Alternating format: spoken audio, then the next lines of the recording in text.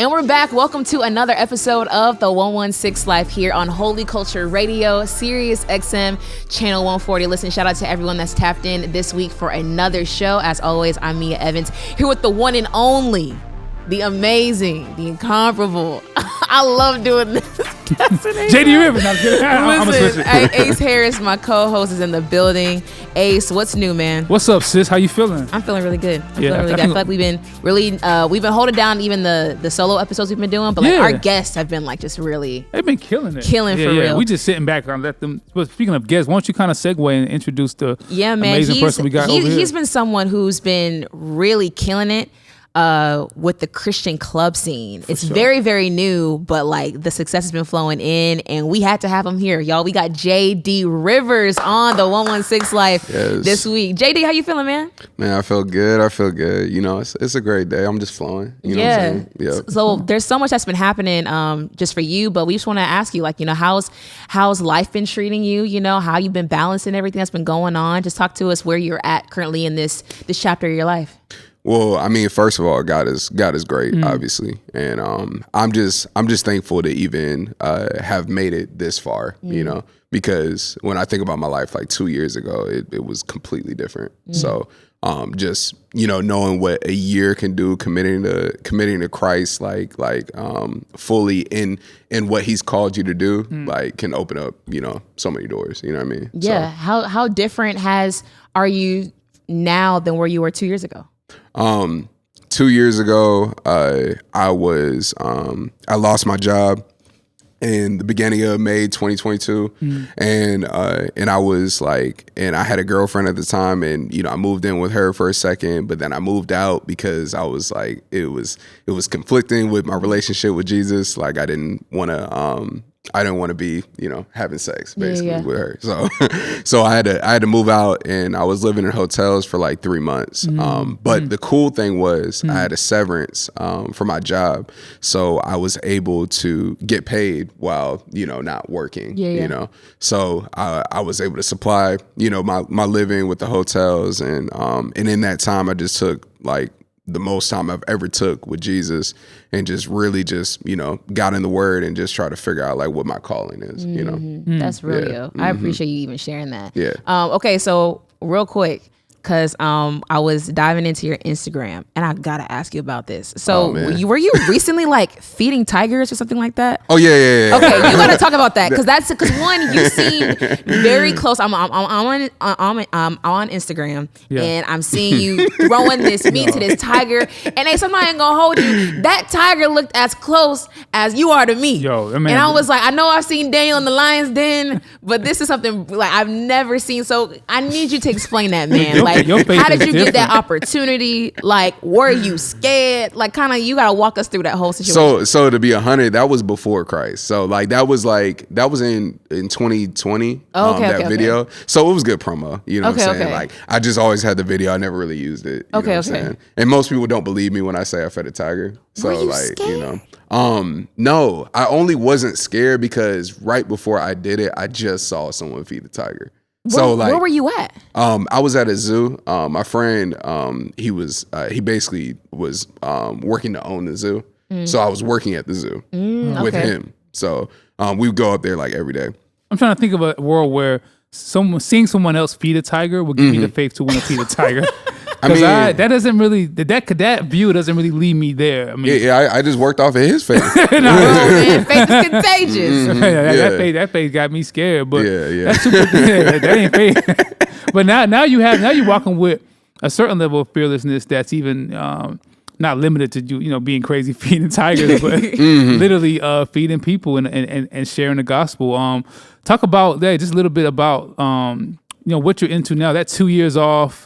And you in Atlanta, like, what's different about your mind shift now from like 2022 to 2024 at JD Rivers? I see things like from like the top down, you know. Okay. A lot of people look, you know, bottom like up, but like I like start with the top and then look down, if that makes sense. Perfect sense. Okay. So can you explain some more what's the benefit of looking top up?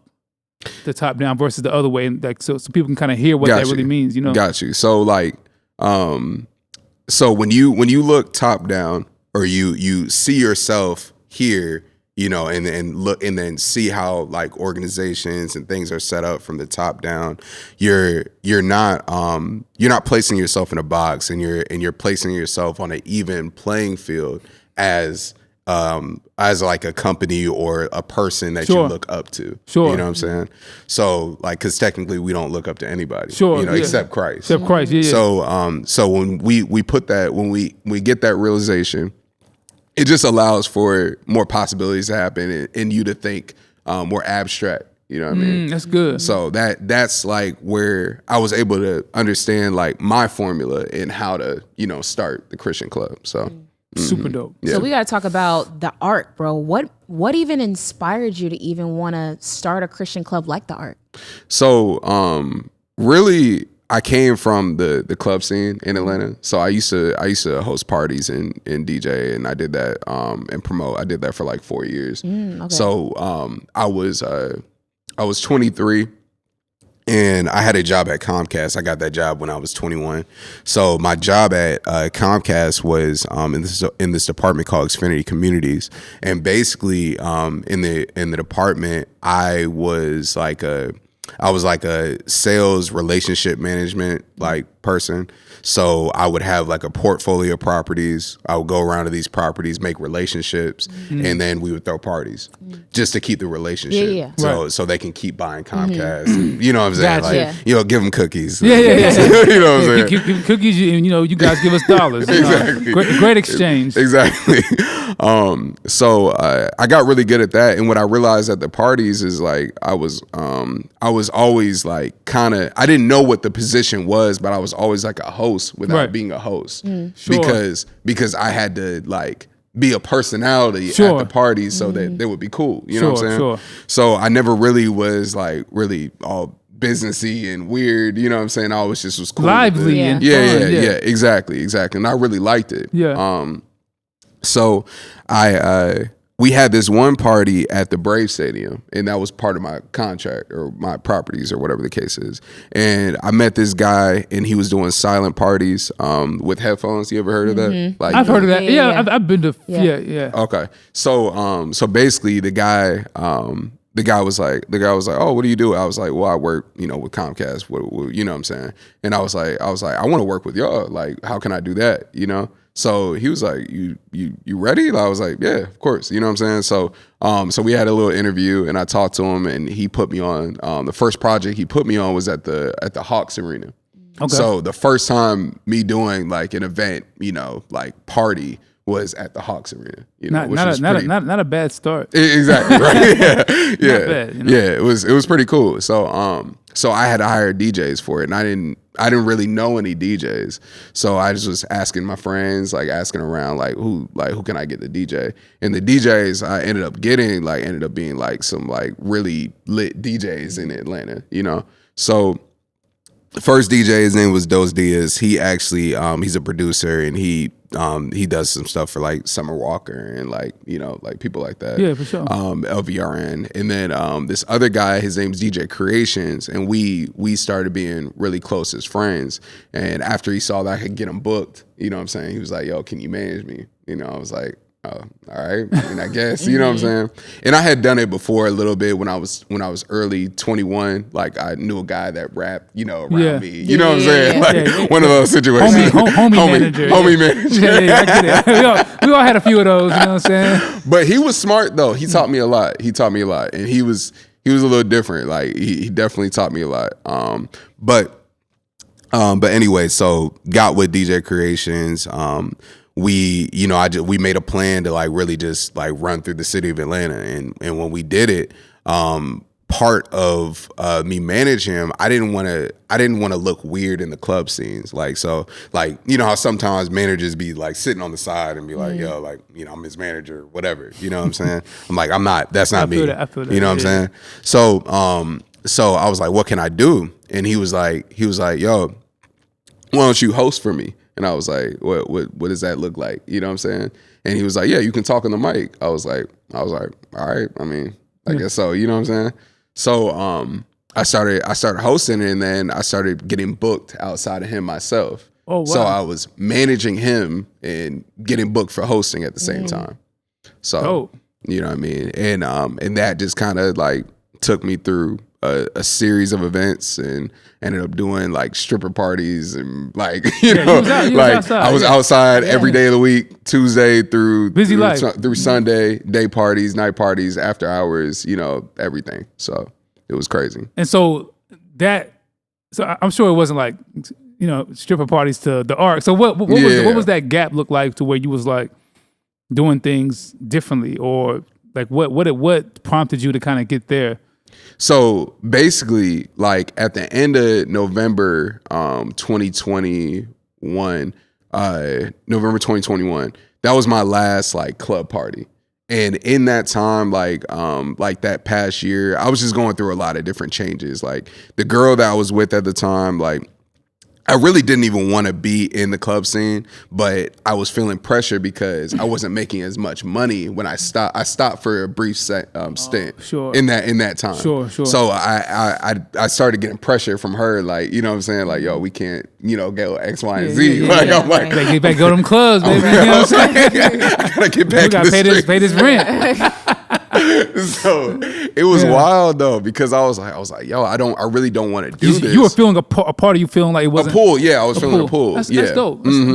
Yeah, and that's when I first felt like Christ was calling me, but I didn't know what to really call it. I was just trying to figure it out. For sure. So I did that, and by November 2021, like that was like I was working at this spot. And it was cool, but I just kept feeling empty. And then I fell asleep one night, and the guy that was my manager, he was like, "Oh, don't come back." I was like, "All right." So I took that as a sign, and I was like, "Okay, I'm not going back." So then I thought about it some more, and I was like, "Okay, I guess it's time for me to like really like be serious about my walk." But I was a little hurt because I was like, dang, like, what did I do? Like, you know what I'm saying? Yeah. But yeah, so after that, 2022, I got serious and like really just committed to Christ. And that's when everything started happening. The hotel situation, all that, Gotcha. Okay. Yeah. Okay. Yeah. That's, it's really remarkable to hear that because, we talked about Atlanta a lot on the show, Mia, like Atlanta being like the modern day like hot spot for culture and media entertainment. And then I feel like the Christian worldview is like forever increasingly becoming less popular in mainstream culture. So to see someone like you who's like you was literally outside and investing in sowing into that culture to like feel a pull to be like, there's something greater. I think it speaks to the power of God, like his remarkable saving grace. Because Atlanta's an entertainment camp. If you go to entertainment in Atlanta, you're not gonna be doing Christian entertainment. Yeah. No, not at all. Those two don't even really go. Click. Nah. It's just like, why? Why would you do that? You know what I'm saying? So I think we should love to hear more about the next segment, like your upbringing. I want to hear about like JD Rivers before all that, like how you kind of got to where you are now. So it's the 116 Life on Holy Culture Radio, Sirius Channel 140. I'm here with Mia Evans, JD Rivers. We'll be right back, y'all. Welcome back, y'all. This is the 116 Life on Holy Culture Radio, Sirius Channel 140. I'm here with Mia Evans and JD Rivers, hearing about his story with the Ark, coming to the faith. And we're talking offline. I don't mean this like for an interview question. I'm genuinely curious, like, how'd you grow up, like coming to faith, doing Christian entertainment? It just seems like, I think people like you are so fascinating to me to see how the Lord works in their heart, because like the allure of Atlanta and the club scene, bro, is like, that don't look fun. Like, why would you leave that for this? It almost seems very countercultural. Like, what is it about your upbringing that even preps you to be walking into this? You know what I'm saying? Or was there maybe nothing in your upbringing that led you here? Like, well, like I grew up in a Christian household. Okay. My mother, like, I was in church, like, Okay. so we, I just, she kept trying to, like, of course you get people around you when you grow up in church that try to push the Christian, the Christian rap on you, and like the stuff that, but he goes to the crazy CD. Right. Shout out Craig. The laugh is too real. No, but I think these stories need to be told though. Yeah. But I mean, but to be real, like it just wasn't. Even if it was good, it wasn't good to me at the time. You know what I'm saying? So walk me through. What age are you? Where are you in Atlanta? What's the setting? What age? Yeah, I grew up in Atlanta. I went to school. I went to the elementary school in Alpharetta and Roswell. Okay. And then I went to middle school Roswell, high school Roswell. Gotcha. You know what I'm saying? Okay. So Roswell, Greater Atlanta area. Yeah, okay. yeah. Kind of suburban. Yeah. Was it predominantly black, white, or what was the? So my neighborhood was always black. My school was always white. Y'all the black people that moved to the suburbs, like, yo, it's good over here. Yeah, right. But then, so talk about that up. So you said you grew up in church. Was it like mom and dad in the house attending church? Was it intentionally Christian, or was it cultural? What exactly was that look like to grow up in the church for you? So like for me, my mom was a single mom, and I didn't have my dad in the house, like, which a lot of situations. But one of the worst things and the best things that come from those situations is if you have a mom that like is working hard and like really trying to get out there. There's no resource that we didn't have. You know what I'm saying? So there's always programs, there's always outlets. Like I was in summer camp every summer, you know, for free, all that, you know, because of like, she just really worked hard to find all those resources. Amazing. Shout out you know moms, what I mean? man. Yeah, for real.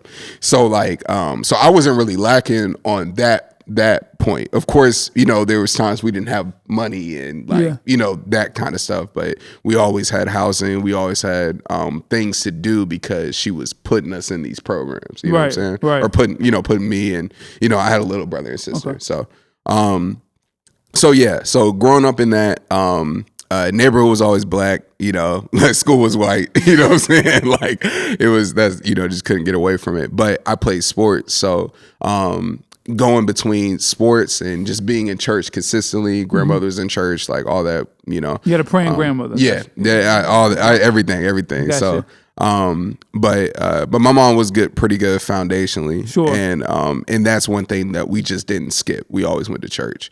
And then getting disciplined from sports, you know, that was a big deal. Gotcha. Yeah. What sport did you play? I played basketball and football. Okay. Yeah. You played all through high school? I played since I was 5 years old to my first year of college. Okay, so you went to college. Yeah. So when you say you were in church, you guys attended, what was your relationship with Jesus, with the Lord? Like, say middle school, high school, were you like called into it? Was it just something that you do? What was your like faith journey like in those times? I always had conviction. Sure. I'm not gonna lie. Like I always had conviction. I didn't know how to deal with it because I wasn't confident in myself. That's good. But I always had conviction. Yeah. I can relate to that. Sometimes you're in it. It's what you do. You know, like God is real. You know that there's a moral of righteousness. Yeah. But I feel like this is something that needs to be said too. And maybe you can relate. I don't know what it is about specifically black men in culture. We just deviate. We're just like the culture is not set up for you to really walk with the thrive Lord. in it. It's not really. I mean, obviously, I don't want to say. Now it is. Now it's getting there. Yeah. But it's like it's not. Culture wants you to be cool, masculine, hip, whatever those things are, whatever term you want to use, whatever generation. But it's like if you following God, that's lame. Yeah. Like it's not set up for black men to thrive who they are naturally. Exactly.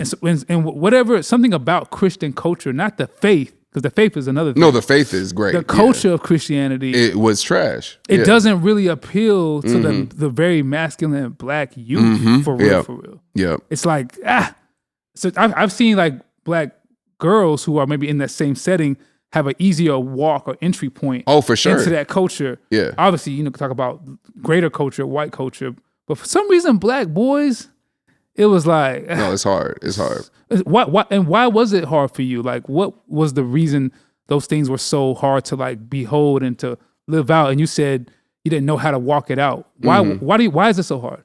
Because your brain's still developing, like as a adolescent, youth, like, before middle school, all that. So when you're learning at home, like, hey, don't, the 10 Commandments, don't steal, don't lie, don't, all the basic things that we shouldn't do.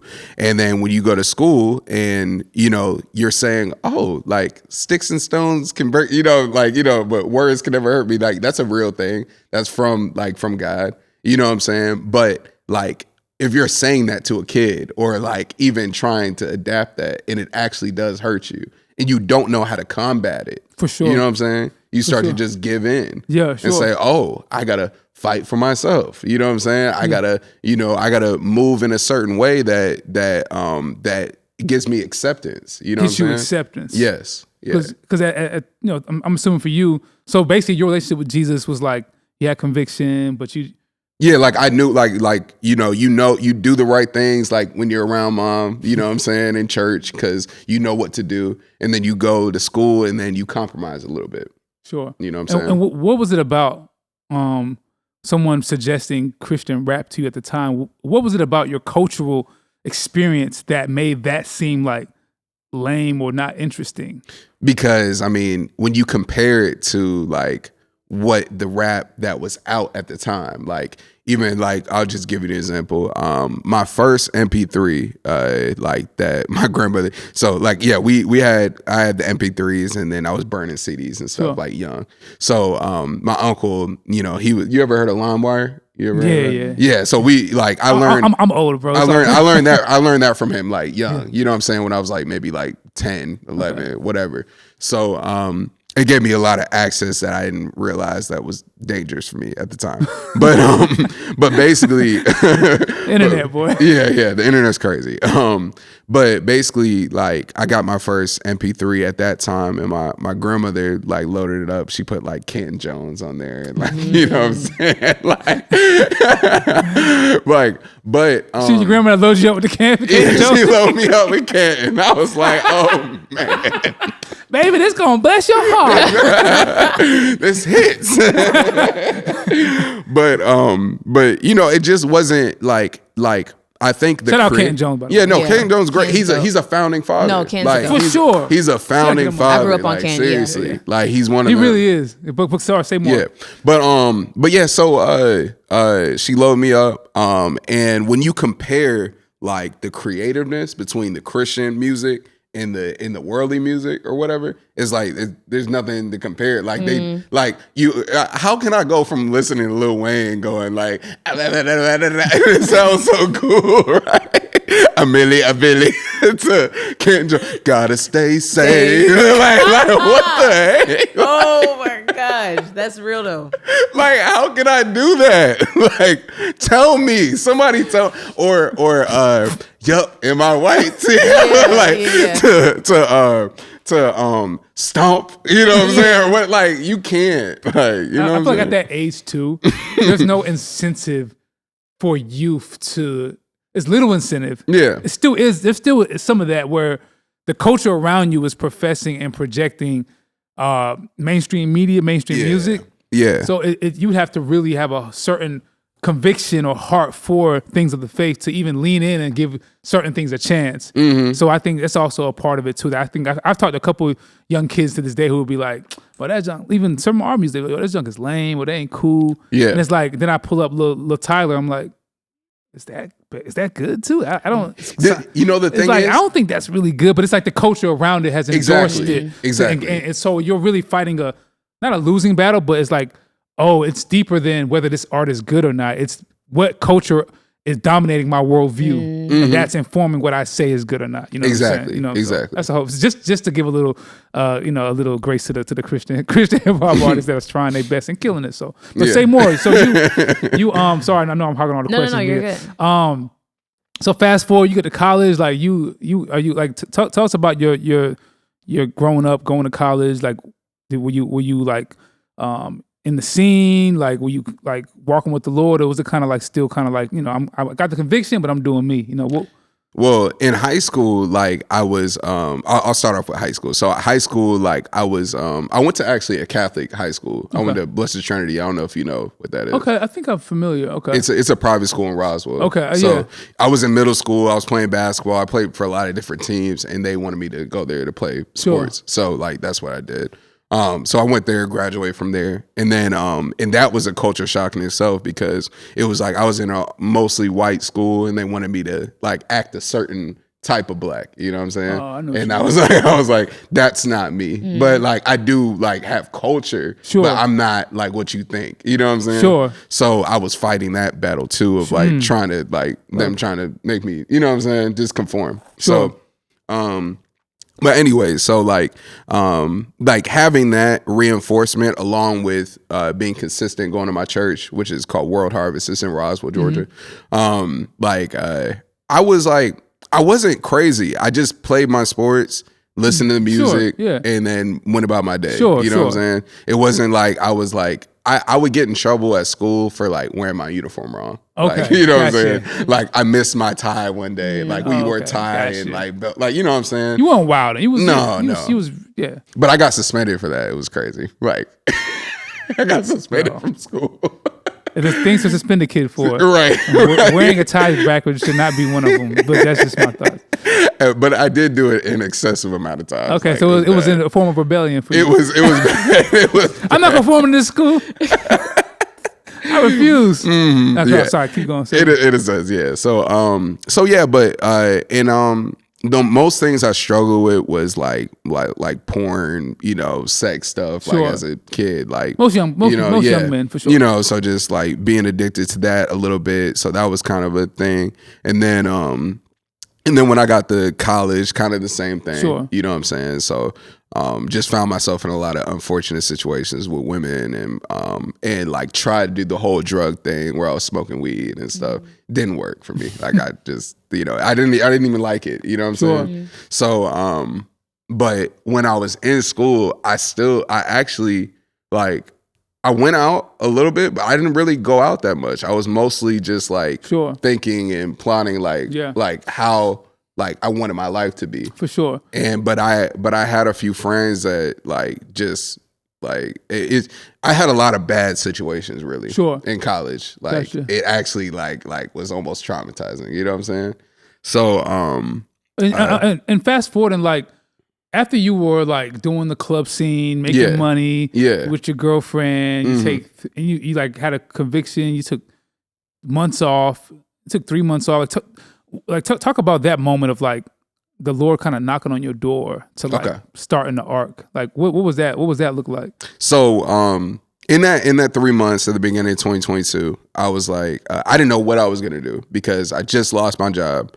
I'm like I put like effort in that. I just put 4 years in the club scene. You know what I'm saying? I'm like, I put in work in this, you know, got everything like kind of like the access that I wanted. Like we're connected to people like you know who BMF is, you know, but so I know a lot of those people. Wow, you know, you was outside. Yeah, and it's like in me coming from where I come from, knowing them, it's crazy how you can move in certain circles. That's like real street culture. Oh yeah. But you from the suburbs. Yeah, exactly. You know what I'm saying? Ain't nothing sweet over there, bro. No.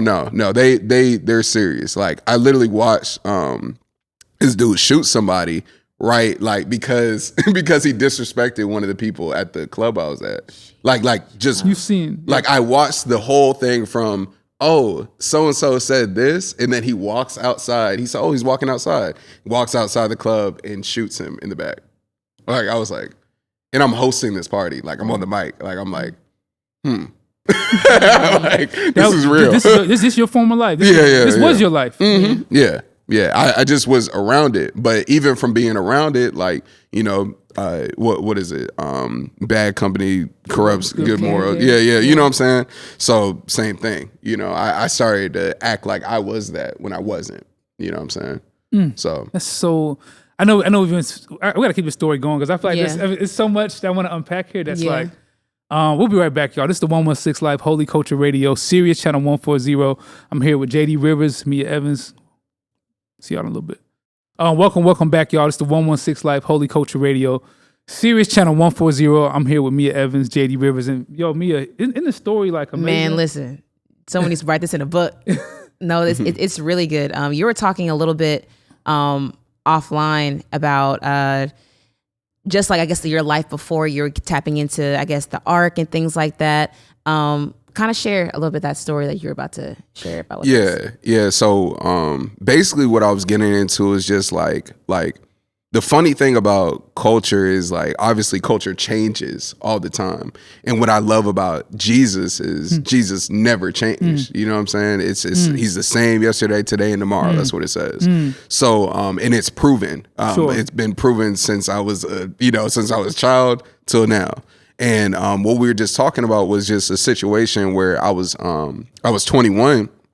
And I just like made it out, you know what I'm saying? Got my first corporate job, like, where I can actually survive and live off of the money that I'm making, 401k, all that kind of stuff, And I decided to like roommate with people that were my age, And when I started roommating with them, I was still like trying to like figure out how I can build wealth. My mindset was good. And I was eating oatmeal. I was just trying to like save money, doing that whole thing.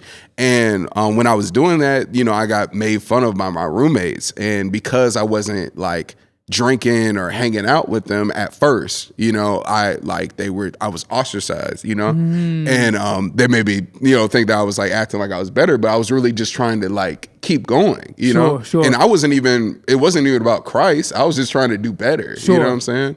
So, but in that time, because it just became like such a push, I fell into like trying to impress, when they were saying like, oh, I couldn't bring girls back to the house, or I couldn't do this, or like, oh, why aren't you smoking with us? Like, you know what I'm saying? You're lame, this, that, and the third. And it just got so annoying that I was just like, man, forget it. Why not? You gave in. Yeah, I gave in. And I just like, what I realized, I ran myself into the ground, with it. Started like trying to run up the score and bring the most girls in the house, smoke the most weed, drink the most alcohol, And by the end, and the funny thing is, by the end of me living there, like I noticed that they were trying to do the same things I was doing when I first moved in.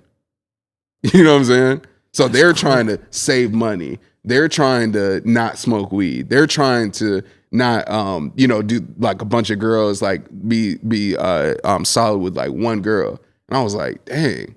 So they wanted me to fall, and then, you know what I'm saying? The trick of the enemy. Exactly. He sets a nice little trap. Yeah. It's like, yo, I see what you want. Come join the party. And then once the party gets overwhelming, you kind of left looking like, dang, what was it for? Exactly. And so talk about, you took those 3 months off, you're trying to get right. Like what, that moment of like, man, this ain't the life for me. I mean, you seen people getting shot, you hosting parties, you at strip clubs, you the man in Atlanta essentially. Yeah, I mean, like, I would say I was okay. I was all right. Hey, all my promoter friends, like, look, like I know people, like, I'm okay. You gave all that up. Yeah. Well, you lost the opportunity. Something happened, right? You lost. Yeah, so when I was I would like to say I just walked away, but it was really I fell asleep at one of my jobs. You know what I'm saying? Like, and you got fired. Yeah. But that started you to change directions. Yeah, that started me to be more serious about it. I was like already like pushing myself out, pulling. So it wasn't there I was supposed to be there anyways. You know what I mean? But yeah, that started the seriousness of it. And so in 2022, I was like, I'm done. Like, I'm not playing. Like, if they call me about working at these clubs, I'm saying no. You know what I'm saying? And I got tested over and over and over again. you know? In what ways? Like people come. Yeah, saying like, hey, can you do my my brunch? Hey, can you do my pool and they party? offering money. Oh, offering money every single time. What kind of conviction was the Holy Spirit prompting in you to say no to that? What? It was terrible because because I was like no, but but the worst part about it was like I was starting to feel bad, like I was doing something wrong, like for a second, because they were like, yo, like what? You were just doing this, like, you know what I'm saying? Why are you not? You know what I'm saying? I'm like, nah, it just doesn't sit with me anymore. You know what I'm saying? That's just not what I'm on anymore. You know, and I didn't really know how to explain. I wasn't confident in explaining to him at the beginning. Really? Yeah. Why weren't you confident? Because like it was still new for me. And I wanted to be solid in Christ, you know, like before I started really standing on it. You know what I'm saying? That's admirable. That's kind of wild. So I want to ask this. So, because I was hearing about how when you got the idea for the ark, and you know, at this point, like you in Christ, you know, like you know what I'm saying, and then people weren't rocking with you. Oh you yeah, know, when it came to Christians rocking with you. Yes. So I want to talk about even the tension of that. People from like, you know, your old life hitting you up, things like that. You finally get confident in God and where you at. And then now you got to do with your brothers and sisters. You know what I'm saying? Like, except for you, I think your pastor was the only one who was really like rocking with you. Yeah. Talk about what that felt like. Cause I feel like we always expect to get the support of, you know, believers and things like that. But then that wasn't the case. So can you speak on that? Just what that, you walking through that time of just trying to be solid in what you're doing, but without the support of, you know, the Christian community? So just to give a quick shout out to my pastor, like that's like I'm still getting discipled by him right now. So this is my second year of doing that. So with that, like I came back to the church in April of 2022. And I tried to do other churches and everything. It just wasn't flowing right. And I felt like God was telling me, because I was hearing him clear. Like he was like, yo, go back home. You know what I mean? I was like, okay, what are you talking about? He's like, your home church, like what you grew. Like I was like, okay. So I went back to my home church.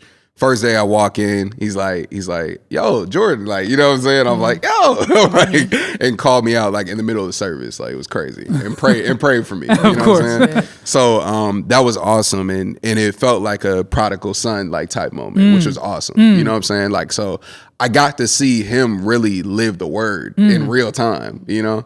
So with that being said, you know, I'm just trying to figure out how I can advance the kingdom with my testimony. You know what I'm saying? That's it. I don't want to step on anybody's toes. I don't know anything. I don't know who's who. I don't care. Like, you know what I'm saying? I'm just trying to use my gifts to glorify the kingdom, you know?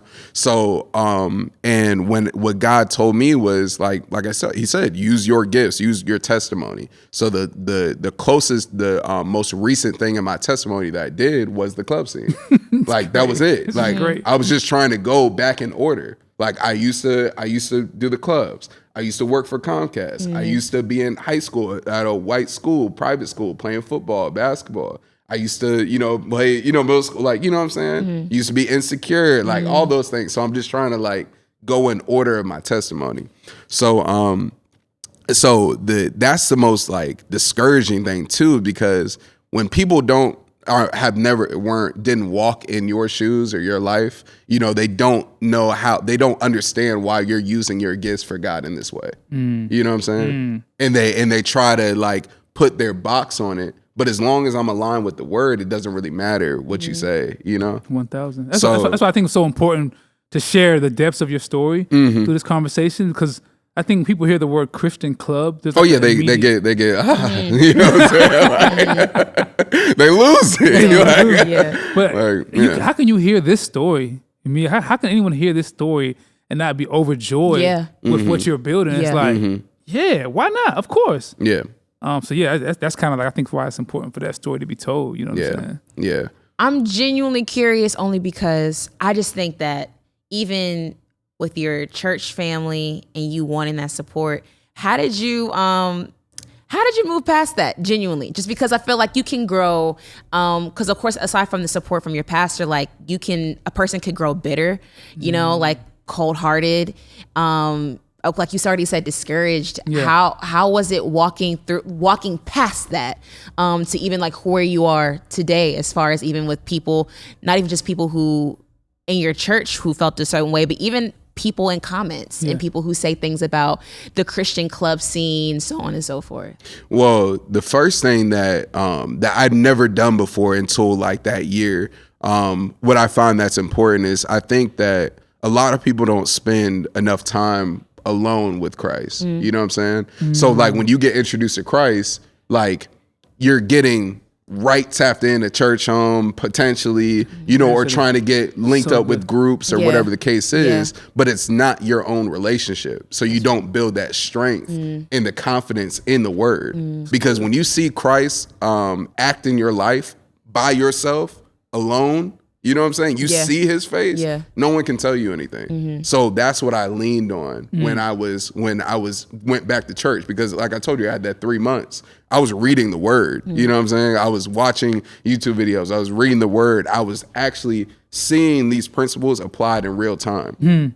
There was days where like, and even more now, like I don't even have that much time, but there was days where I literally was like, God, what do you want to do today? And I felt like Jesus, like walking around, like having 5-hour conversations with people and praying for people, and them saying that I said something that they were actually like, you know, like worried about, you know what I'm saying? Like, and just having situations where like, I'm trying to live out what the word says, like, and giving to the homeless, and you know, and being there for people. You know what I'm saying? My family. You know what I'm saying? So it's like, man, I just got on a tangent. My bad. But it's pouring out of you, because I think it's in you, man. Yeah. Your desire for the kingdom growth, and it seems so sincere and genuine, man. So we just want to publicly acknowledge anybody hating on a Christian club. I understand like the context of that may be weird for some people, but y'all don't understand, like, this is necessary, man, to me. You know what I'm saying? So, and we got to speak the language. Like you don't fight the spirit with the, you know, like, you know, I don't even know what to say. You don't fight the spirit with flesh. You fight the spirit with the spirit. Sure. You know what I'm saying? Sure. So the spirit and the principality over Atlanta is clubs. You know what I'm saying? Is nightlife. Wow. So if I call something a Christian club, I'm fighting that spirit. And that's why people get all, you know what I'm saying? Because like, oh my gosh, my spirit. Because I'm literally going right at it, you know, like aggressively. You know what I'm saying? That's good. Like in wrecking your whole mind on what you think it's supposed to be. Because the word club, when you look up the word club, it does not mean naked women and you know, drugs, sex, alcohol. Club does not say that. Sure. You know what I'm saying? Sure. Yeah. Sure. You know? That's great. That's so good. Before we wrap, one thing that stuck out to me that you said was that you had your confidence. You kind of lacked that when you were like, you know, in your younger years, and you don't see that at all today. Not even just from your relationship with God, and even in what you do, but just in who you are. Of course, God being the overarching, the arc of your confidence. Looking back now, what would you say is the huge difference you see in your confidence now, opposed to what you may have been lacking then? It's only because, like, you know, like now that I've had, you know, alone time with God, you know, discipleship, and understand that the Bible is a mirror, you know what I'm saying? So when you look at it, you should be able to see your flaws and see the things that you're doing right. So the confidence comes through the word, you know what I'm saying? And understanding like this actually works. Like you actually apply it, it actually works, and you'll actually be all right. Yeah. You know what I mean? Yeah, that's good, man. Listen, for people who want to be tapped in, who are in Atlanta, where can they learn more about the ARC? Where can they be tapped in? Like, let everybody know like more information on how they can be plugged in with the ARC. So right now, I mostly post on Instagram, and that's really it. We got a TikTok, but I don't really have much on there. But you know, that's about to get banned anyway. Yeah. So, but that's what they say at least. I don't know. But yeah, the ARC ATL, the ARC.ATL on Instagram, and just ask around, really. You know what I mean? Yeah, honestly, if you're really plugged into the Christian scene here, you're gonna hear about it. I can't tell you how many times I've heard about it. And bro, we're so happy that you're fully confident, standing 10 toes down in what you're doing, because it's so essential. I've heard so many stories of people talking about how great the ARC is, and we hope that people who are tapped in be able to tap into what JD's got going on with the ARC. But listen, man, that wraps another episode here of the 116 Life, man. Shout out to JD for being our guest this week, and you know, go ahead. Oh, you mind if I do some quick shout outs? No, yeah, go ahead. Is that absolutely. Cool? Yeah, run it, yeah. So another thing too, I want to shout out my dog Terry. He actually owns the spot that I do the parties at. Yeah. And he had like no one would even accept me doing a Christian event at a spot like the one I do it at, you know, because they were concerned about alcohol sales and just different stuff like that. Yeah. And I don't do that at my event, so I appreciate him. Also, I want to shout out to Alex Jean. We met like at the beginning of what was it? The beginning, the August of 2022. and just like his support in the vision, not even really knowing what it was like, because he didn't grow up the way I grew up. So like just his support and showing up for me the first time was crazy. DKG Kai, my girl that does my flyers marketing, her name's Brina. She does God is a Vibe. It's a like a media platform. And then also Bryce G. He was my first DJ that I had. And the reason why I chose him was because he was the only person on the internet that I saw that was explicitly committed to Christian music only. So like a lot of times people ask me like, why do you like, what kind of music you play there? I'm like, it's Christian club. I feel like it's obvious, but like, you know what I'm saying? But at the same time, like I understand, because a lot of people compromise, you know? So I wanted someone that explicitly did not compromise and wanted to uplift Christian music. So Bryce G was the only DJ that I saw personally that was committed to that. And he's doing great now. And after the third event, we kind of separated. He started a Christian club in Orlando. Which he's doing pretty good social wise, you know what I'm saying? And I'm just happy for him. So that's amazing. Yeah, man. Everyone plays a part. Everyone plays a part for sure, man. Listen, that wraps another episode here of the 116 Life on a Holy Culture Radio Series XM, Channel 140. Listen, shout out to Matt, who hosts the Operation Down every single time for us. JD, Ace, Mia, we're signing off. We'll see you guys next week.